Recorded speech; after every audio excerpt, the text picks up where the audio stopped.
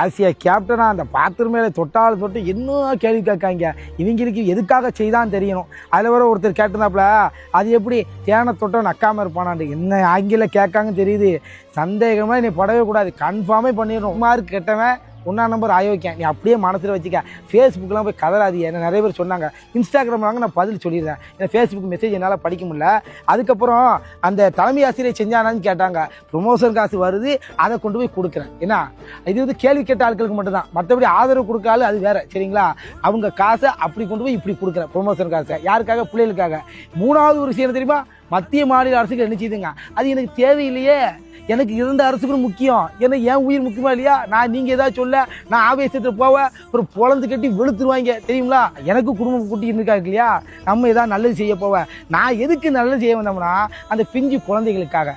ஒன்று சொல்லுதேன், என்னெல்லாம் ரொம்ப ஆராயவனா நல்லவனா கெட்டவனாண்டு நான் திரும்ப சொல்லுதேன், அக்மார் கெட்டவன். உன்ட்ட சர்டிஃபிகேட் வாங்க நான் வரலை.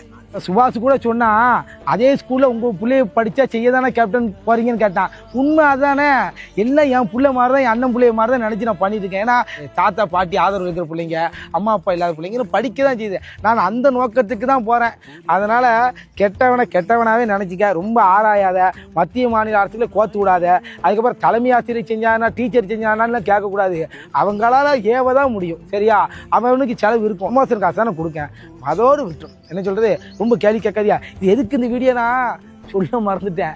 ஃபேஸ்புக்கில் என் ஃப்ரெண்ட்ஸ் மாதிரிலாம் பார்த்துக்கணும்னு சொன்னாங்க. நீங்கள் இன்ஸ்டாகிராம் வாங்க, நம்ம டேரக்டாக பேசிக்கிடுவோம். மேற்கொண்டு இல்லை அட்ரஸாக தரேன், வாங்க சௌகரியம் உட்காருவோம். உட்காந்து பேசி உனக்கு விளக்கம் கொடுத்து அனுப்பிடுறேன். என்ன வரட்டுமா? இப்படிக்கே ஆசையா கேப்டன் நான். அப்பா எப்படியாவது முடிச்சணும்ப்பா. இந்த சிவாஜி படத்தில் சொன்ன மாதிரி நல்லது கூட லேசில் பண்ண முடியாது நினைக்கிறேன்.